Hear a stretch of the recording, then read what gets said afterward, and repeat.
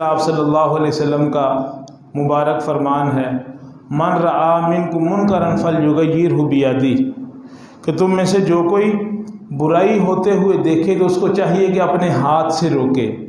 फ़इल्लम यस्तती फ़बिलिसानी, अगर अपने हाथ से बुराई नहीं रोक सकता, इतनी हिम्मत और तौफीक नहीं है, तो इतना तो कर सकता है कि अपनी ज़ुबान से समझाए, वाज़ो नसीहत करे किसी को। फ़इल्लम यस्तती फ़बिलिसानी फ़इल्लम यस्तती फ़बिक़ल्बी, अगर इतना भी नहीं कर सकता तो अपने दिल में उस बुराई को बुरा ज़रूर जाने। तो आप सल्लल्लाहु अलैहि वसल्लम ने फरमाया कि वज़ालिका अज़अफ़ुल ईमान, ये ईमान का सबसे कमज़ोर दर्जा है, ये बंदे का सबसे कमज़ोर ईमान है। अव्वल तो ये है कि बुराई को अपने हाथ से रोके।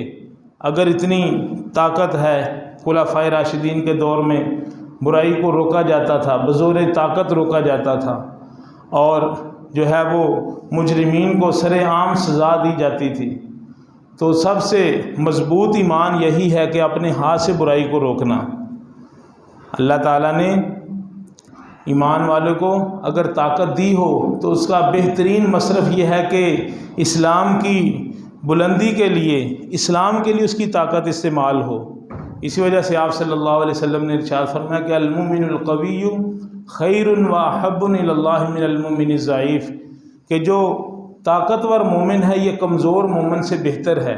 कि जिसको अल्लाह ताला ने ताकत दी है, जिस्मानी ताकत हो, माली ताकत हो, इल्म की ताकत हो, कोई भी ताकत अल्लाह ताला ने उसको दी है, तो अपनी ताकत को अगर दीन के लिए ख़र्च करता है, सर्फ करता है, तो इसको आप सल्लल्लाहु अलैहि वसल्लम ने बेहतरीन मोमिन करार दिया है कि कमज़ोर मोमिन से ताकतवर मोमिन जो है ये बेहतर है।